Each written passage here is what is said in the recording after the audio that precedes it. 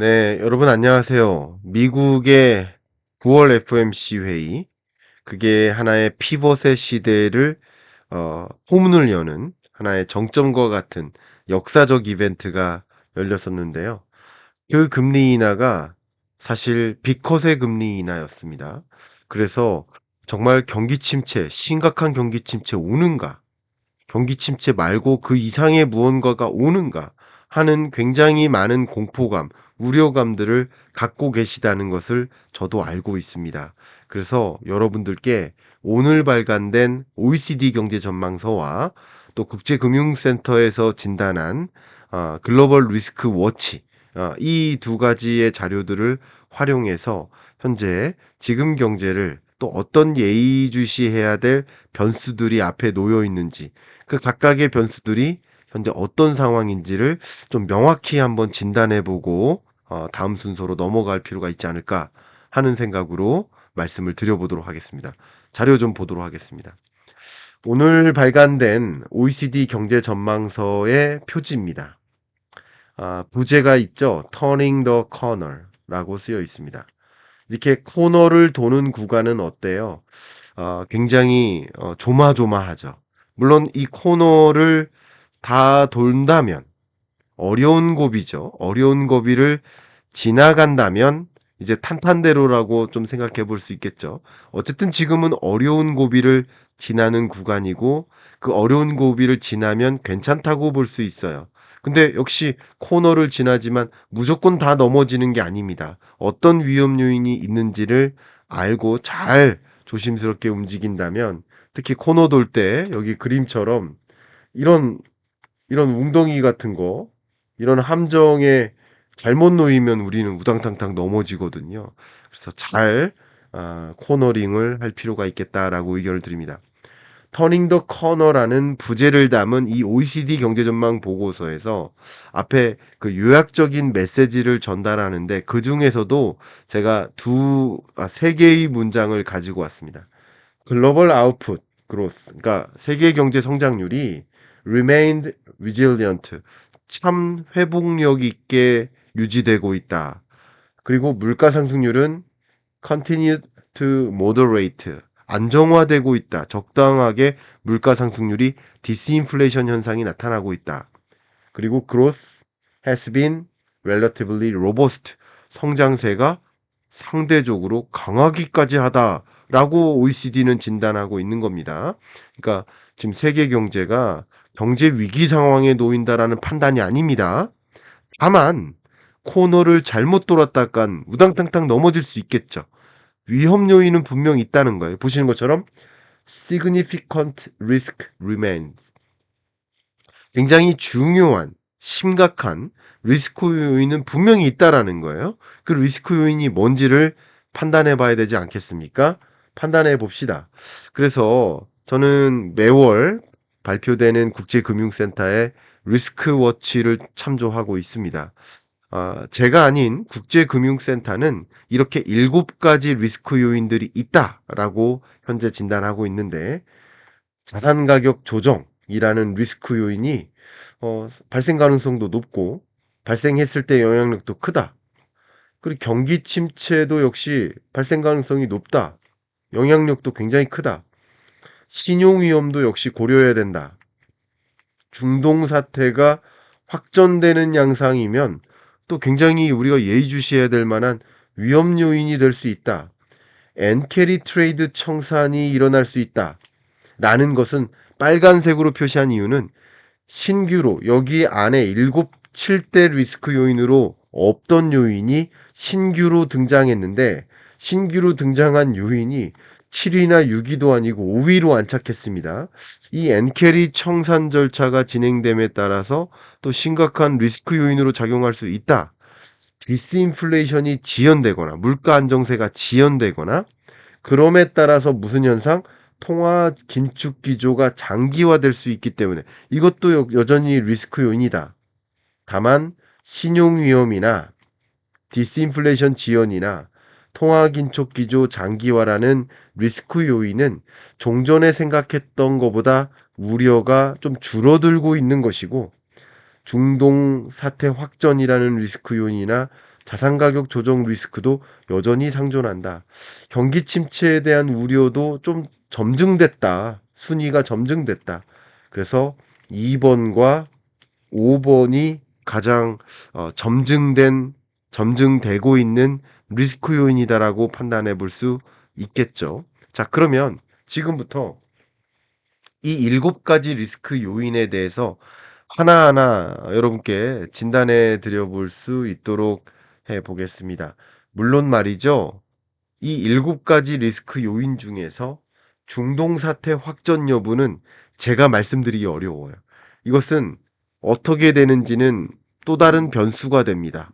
그러니까 결국 이 중동 사태가 확전되는지 여부는 확전될 때 그때그때 수정 조정하는 것이 맞을 것이고요.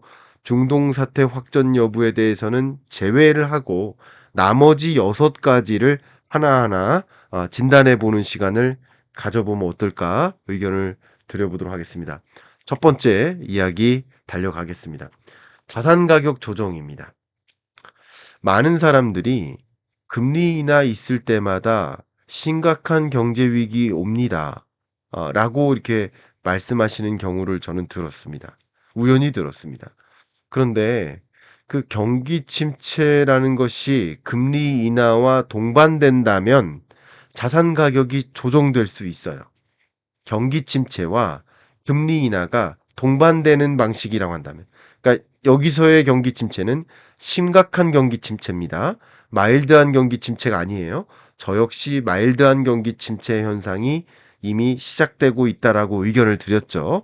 심각한 경기 침체가 온다면 혹은 경제 위기가 온다면 그렇죠? 그렇다면 자산 가격 조정이 올 수 있는 겁니다. 당연히 그렇습니다. 경제 위기가 오면 그 어떤 것도 다 무시하고 자산 가격이 대대적으로 조정되는 거예요. 그렇기 때문에 경제 위기 올 것인지 여부를 판단해야 될 텐데 일단 이 국제금융센터에서도 뭐라고 판단했냐면 연준이 금리 인하를 했을 때마다 12개월 후에 이게 역대 금리 인하예요. 12개월 후에 S&P 수익률이 어땠는지를 보여주는데 두 번을 제외하면 금리 인하 이후 1년 동안 S&P 수익률이 올라갔다. 수익률이 높았다라고 평가하고 있습니다. 딱 두 번, 딱 두 번 금리 인하 이후에 수익률이 떨어졌는데 그것은 2008년 글로벌 금융위기가 왔었을 때고요. 2000년에도 상당히 심각한 경기 둔화, 이때 IT 버블 붕괴 이런 일들이 있지 않았습니까? 그러니까 그런 일들이 있었던 것을 제외하면 기본적으로 금리 인하는 자산 가격의 조정을 가져오지 않는다라고 평가할 수 있겠죠. 그렇기 때문에 경제 위기나 심각한 경기 침체가 정말 올지 여부를 판단해 볼 필요는 있겠다라고 의견을 좀 드려보도록 하겠습니다. 두 번째 이야기 가겠습니다. 그러면 정말 경기 침체 오는가? 제가 OECD 경제 전망 보고서를 가지고 진단을 다시 한번 해드리도록 하겠습니다. 전 세계 경제가 23년 3.1% 성장이었는데 24년 올해 3.2% 성장, 내년 3.2% 성장. 그러니까 저의 전망이 아니라 OECD가 24년, 25년을 경제의 위기 혹은 심각한 경기 침체라고 진단하지 않고 있습니다. 코너링을 돌고 있다. 몇몇 위험 요인을 극복할 가능성이 있다고 보고 있고 극복하면 경제가 괜찮다. 그러나 저성장이 고착화된 모습일 뿐이지 심각한 경기 침체까지는 아니다라고 보고 있는 거죠. 우리 한국 경제도 마찬가지. 지금 경기 침체 맞아요. 어려운 경제예요. 근데 우리가 우려할 만큼의 심각한 경기 침체까지는 아닌 거예요. 경제 위기는 더더욱이나 아니고요. 또 세계 경제에서 GDP라는 면에서 미국 GDP가 미국 경제가 갖고 있는 기여도가 한 25% 포인트 정도 되거든요. 기여도 면에서. 그러면 미국 경제도 중요한데 아직 미국 경제는 매우 탄탄하다. 24년에도 탄탄하다. 이렇게 좋을 수가 없다. 근데 4년까지는 그런데 25년은 마일드한 경기 침체가 나타날 것이다. 잠재 성장률을 소폭 밑도는 마일드한 경기 침체 1.6% 미국 경제 성장률이 그렇게 나쁜 거는 또 아닙니다. 좋은 것까진 아니지만 어쨌든 고물가 고금리가 있었던 23년, 24년 동안의 역습, 고물가 고금리의 역습을 감당해야만 하겠죠. 결국 심각한 경기 침체 오는가라는 그 질문에 대해서 저는 아니요라고 말씀드리겠습니다. 다만 많은 분들이 이렇게 이야기합니다. 다시 한번 강조할게요. 금리 인하 있을 때마다 경제 위기 오지 않았느냐. 역시 이번에도 금리 인하한 것은 경기 침체, 심각한 경기 침체 신호다라고 생각하시는 분들이 계십니다. 그렇게 믿고 계신 분들도 계시고요. 그런 부분들은 제 존중하겠습니다. 그렇게 진단하는 것도 존중하겠습니다. 그러나 저는 그렇게 진단하지 않고 있기 때문에 저는 어떤 의견을 갖고 있는지 의견을 드려보도록 하겠습니다. 제가 최근에 여러 책이 나왔기 때문에 신간이 발매됐기 때문에 많은 유튜브 채널에 출연하고 있는데 출연해서 제가 드리는 의견 중에 하나가 이겁니다. 그런 질문에 대해서 이렇게 얘기합니다. "여러분 비가 오면 뭘 준비합니까?" 예, 우산 준비하죠. 그러면 제가 또 질문 드리겠습니다. 우산 준비하면 비 옵니까? 비와 우산은 상당한 상관관계가 있습니다. 그러나 선후행 관계, 인과관계를 따지면 우산을 준비했기 때문에 비가 온 겁니까? 비가 왔기 때문에 혹은 비가 올 거라고 봤기 때문에 우산을 준비한 겁니까? 선후행 관계는 비예요. 그럼 역시 경제 위기가 왔기 때문에 금리 인하한 겁니까? 금리 인하했기 때문에 경제 위기 왔습니까? 선후행 관계를 잘못 규명하면 안 된다. 그게 통화 정책의 메커니즘이에요. 경제 위기, 심각한 경기 침체 상황에 놓이게 되면 그것을 방어하기 위해서 대대적으로 금리를 인하하는 것입니다. 보도록 하겠습니다. 2008년, 9년 금융위기 왔었을 때 심각한 경제 위기죠. 미국 경제가 마이너스 2.6% 역성장했습니다. 이런 걸 경제 위기라고 해요. 이런 경제 위기 왔었을 때 경기를 극복시키기 위해서, 경기를 선순환시키기 위해서, 경제를 부양시키기 위해서 대대적으로 금리를 인하했었던 겁니다. 금리 인하해서 경제 위기 온 겁니까? 금리 인하해서 금융위기 온 겁니까? 잘못된 해석이죠.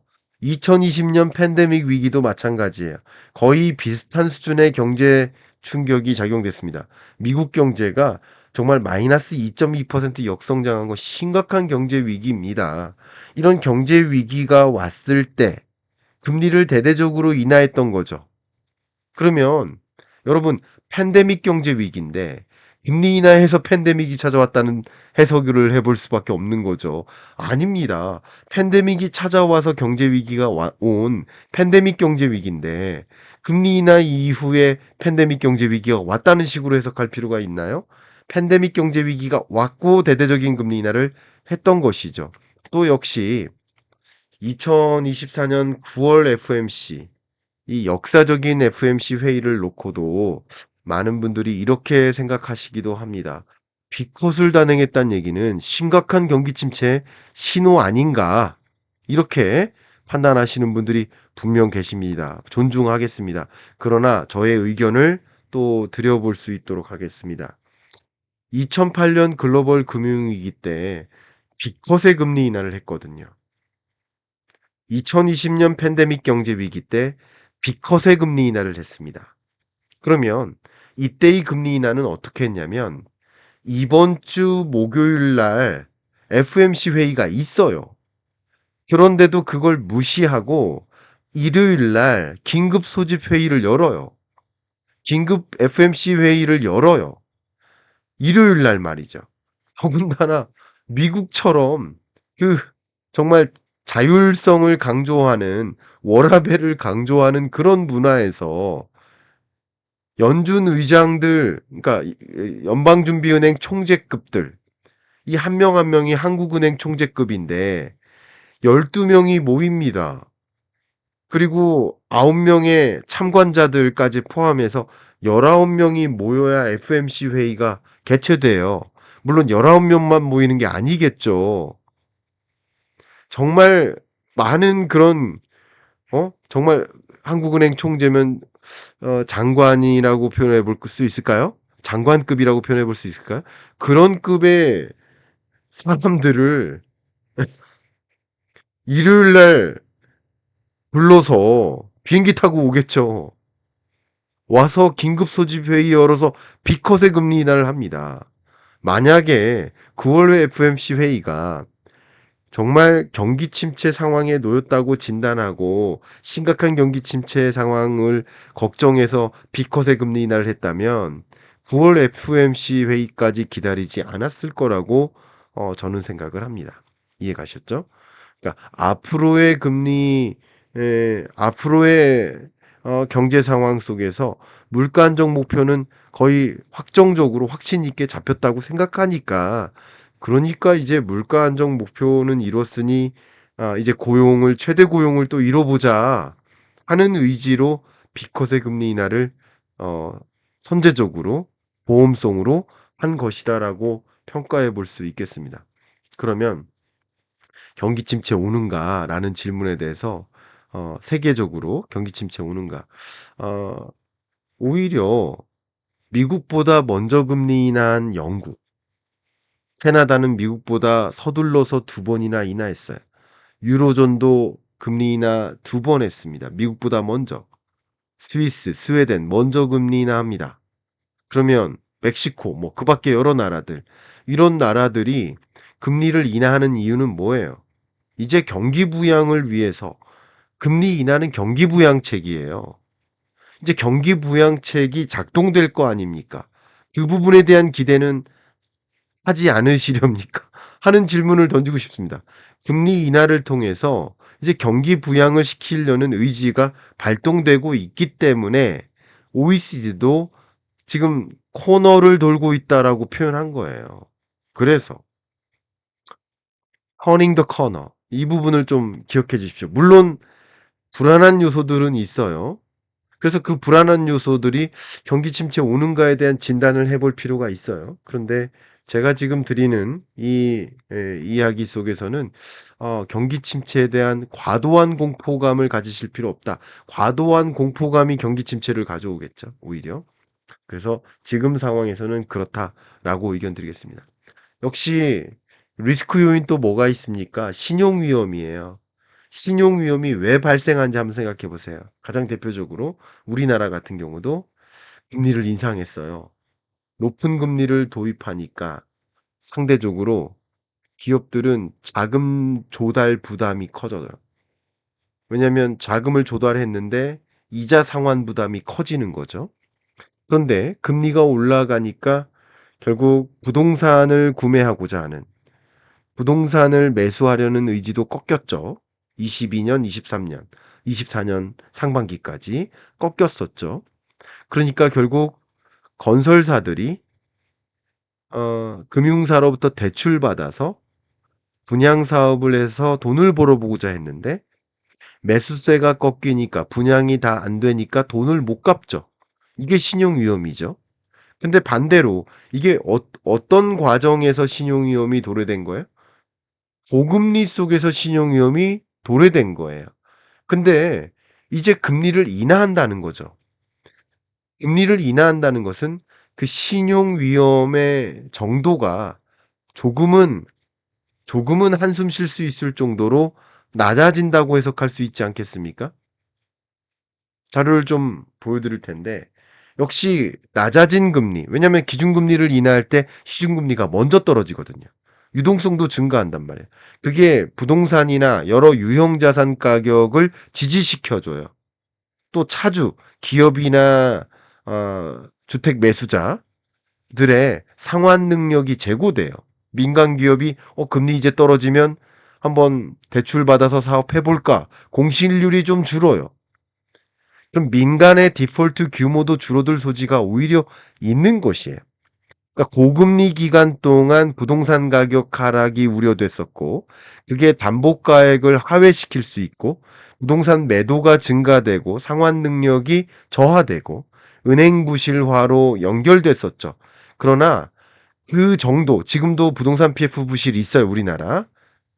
미국의 상업용 부동산 공실률이 아직도 높아요. 조금은 해소되고 있지만. 그래서 금융 부실 상황이 있어요. 중국도 마찬가지예요. 그러나 그 정도 면에서는 가장 심각한 고비는 지나고 있어요. 고비는 지나고 있어요. 말씀드려 보면 이것은 OECD 경제전망 보고서상에서의 OECD라는 국제기구의 표현입니다. 그대로 살려서 여기다 옮겨 놨는데 Housing Transactions. 이 트랜잭션은 거래입니다. 거래량이 뭐 하기 시작했다? 몇몇 국가들에 걸쳐서 recover, 이제 회복되고 있다. 거래량이 살아나고 있다라는 뜻이에요. 일본마저도 거래량이 늘어나고 있고 가격이 상승세를 보이고 있고요. 역시 미국도 거래량이 계속 줄다가 거래량이 이제 다시 늘어나는 국면으로 가고 있고, 캐나다도 일종의 거래량 바닥 구간을 형성하고 점진적으로 회복되는 모습이고, 한국도 거래량 바닥을 이미 기록했다가 2차 거래량 소위 바닥을 기록했다가 거래량이 회복되고 있고, 중국은 아직도 회복되지 않고 있다라고 판단하고 있어요. 많은 국가들을 중심으로 거래량이 회복되고 있다. 그럼 우리나라의 부동산 시장을 한번 보겠습니다. 우리나라 부동산 시장 2020년 팬데믹 경제 위기 때, 이때 집값이 폭등하죠. 또 2022년부터 이거 제가 오타입니다. 24년으로 바꿔야 됩니다. 24년 상반기까지는 긴축의 시대, 고금리의 시대, 주택가격, 아파트 매매 가격이 조정되는 국면이죠. 근데 2024년 7월 이후가 이른바 피봇의 시대예요. 24년 하반기부터 25, 26년까지가 피봇의 시대예요. 그래서 제가 25년 경제 전망서를 피벗의 시대 2025년 경제 전망이라고 표현한 겁니다. 자산 가격이 이제 올라가고 있어요.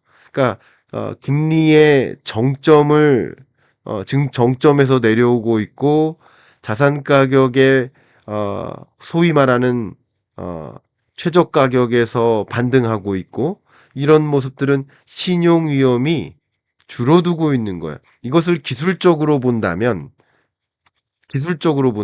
저를 잠깐 사라지게 하겠습니다.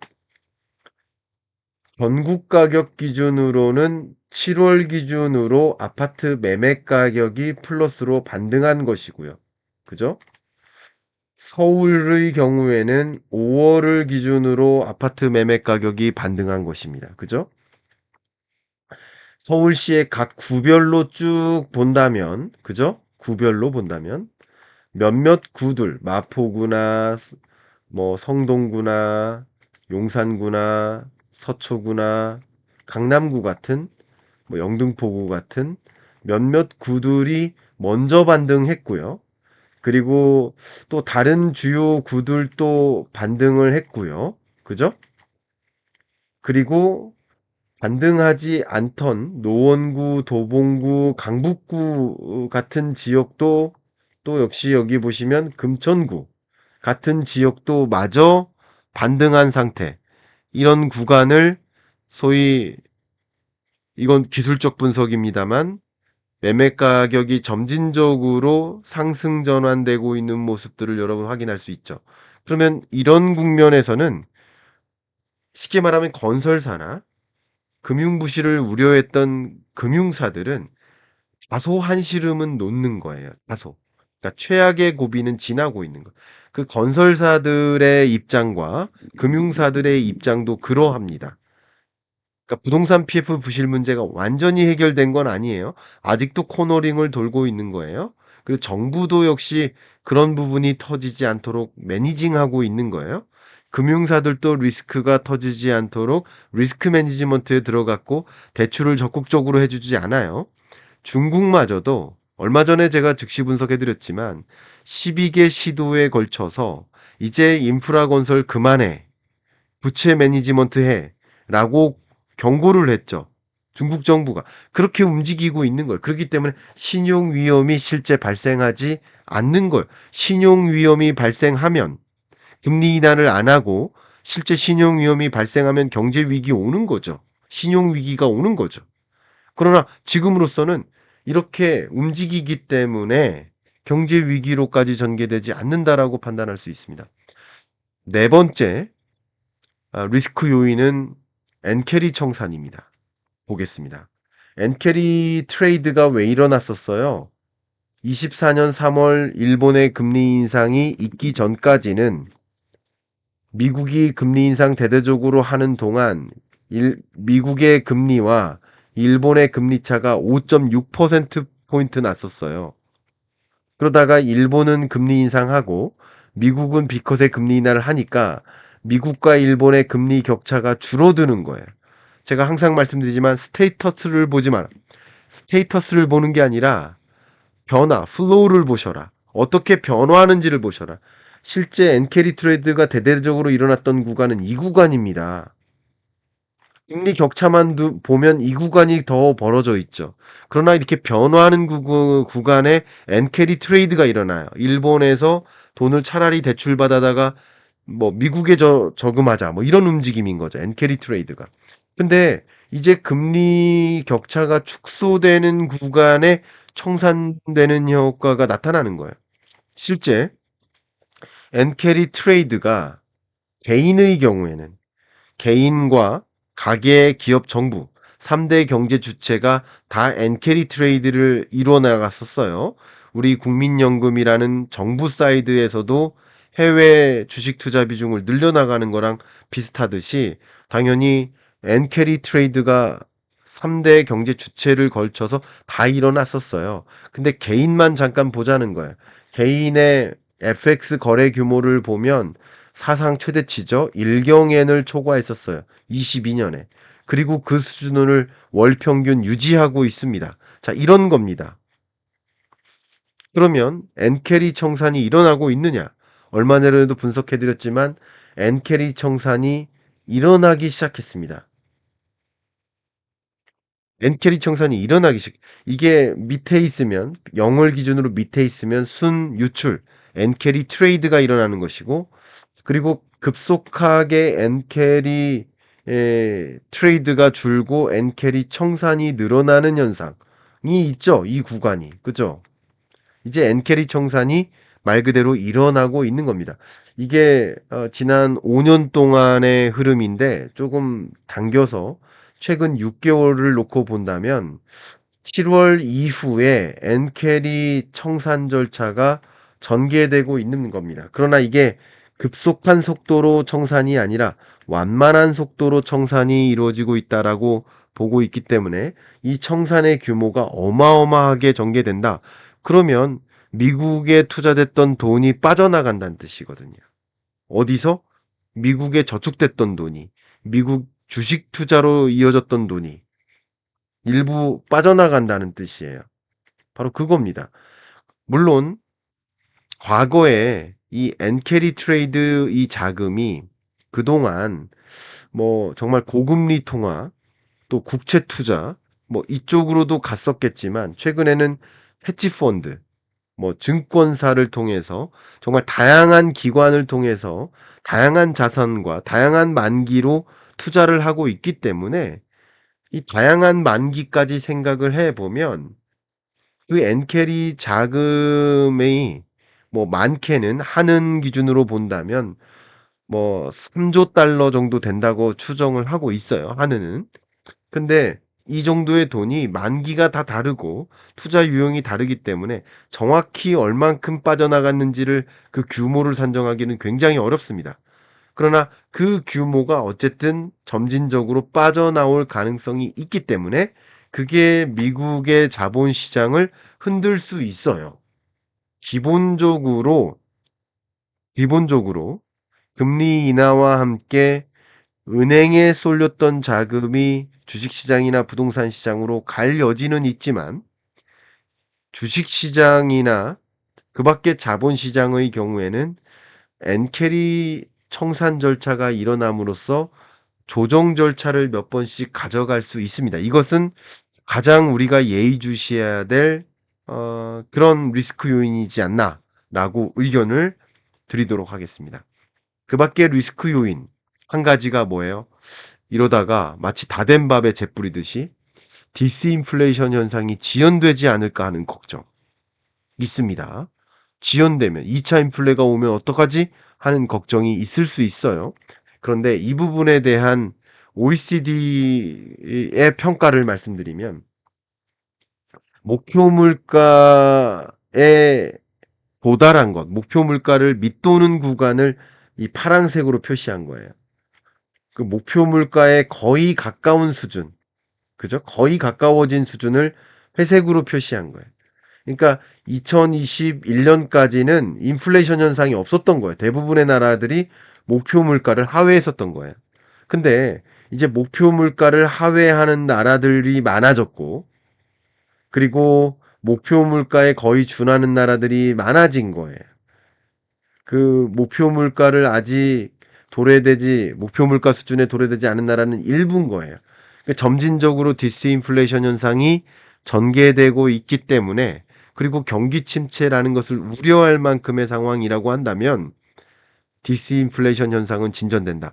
물가 상승률의 하향 안전화는 진전될 가능성이 높겠다라고 판단할 필요가 있지 않겠습니까? 그렇게 의견을 드리겠습니다. 그러면 디스인플레이션 현상이 지연될까 하는 우려는 좀 한시름 덜을 수 있어요. 그러면 역시 통화정책 기조가 장기화될까 하는 우려도 해소되는 거죠. 이런 리스크 요인은 해소되는 거예요. 두 가지 요인은. 그래서 본다면 OECD도 세계 주요국들이 영국도 점진적으로 금리 인하할 것이고, 미국도 점진적으로 금리 인하해 나갈 것이고, 유로존도 마찬가지, 또 그 밖에 신흥국들도 점진적으로 금리 인하를 해 나갈 것으로 판단하고 있기 때문에 결국 통화정책 기조가 지금으로서는 장기화되는지, 그러니까 긴축적 통화정책 스탠스를 장기화해서 유지하지 않기 때문에 또 경제의 심각한 충격까지는 나타나지 않을 것으로 보고 있습니다. 그렇게 이해해 주시면 어떨까 생각이 됩니다. 물론 앞서 말씀드렸던 여섯 가지 리스크 요인들 중에서 다 완벽하게 해소되는 건 아니에요. 그러나 물가 안정화 혹은 통화 긴축 장기화 우려, 이런 리스크 요인은 좀 해소되고요. 경기 침체 우려도 이제 통화 정책을 완화적으로 전환하니까 해소되고요. 신용 위험도 다소 해소되는 영역이라고 볼 수 있겠죠. 그 긴장감은 좀 해소되는 거예요. 그 밖에 여러 가지 요인들은 대부분 해소될 수 있지만 특히 엔캐리 청산에 대한 공포감은 여전하다. 그리고 뭐 이런 것들이 실제 경기 침체, 심각한 경기 침체로 몰고 올 수는 있어요. 그런 것들이 나타날 어 그 코너링을 하는 여정에서 정말 잘못 웅덩이에 빠지지 않는 일이 있을지를 좀 예의주시할 필요가 있겠습니다. 그래서 저도 오늘 날짜로 2025년 경제전망서를 발간했고, 이런 피벗의 시대, 정말 경제의 험난한 파도를 헤쳐나가기 위해서 우리가 예의주시해야 될 여러 변수들을 꼭 여러분 들여다보셨으면 좋겠다. 2025년 경제를 먼저 전망하고 어떤 변수, 어떤 위험 요인을 극복해야 될지를 먼저 생각해 주셨으면 좋겠다 하는 마음 담아서 제 2025년 경제전망서 추천해 드리고, 그런 마음으로 오늘 녹화를 마무리하도록 하겠습니다. 감사합니다.